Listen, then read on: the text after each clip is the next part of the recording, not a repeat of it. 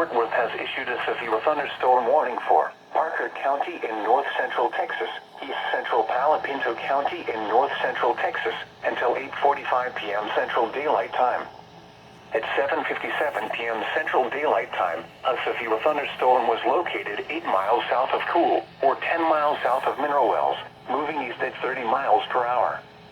Hazard, ping pong ball size hail and 60 miles per hour wind gusts.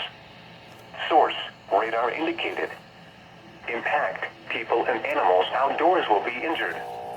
Expect hail damage to roofs, siding, windows, and vehicles. Expect wind damage to roofs, siding, and trees. Locations impacted include Weatherford, Mineral Wells, Azle, Briar, Willow Park, Reno, Aledo, Springtown, Hudson Oaks, Anetta, Cool, Mineral Wells State Park, Anetta South, Anetta North, Millsap, and Sanctuary. This includes the following highways: Interstate 20 between mile markers 388 and 422. Interstate 30 near mile marker 1. For your protection, get inside a sturdy structure and stay away from windows.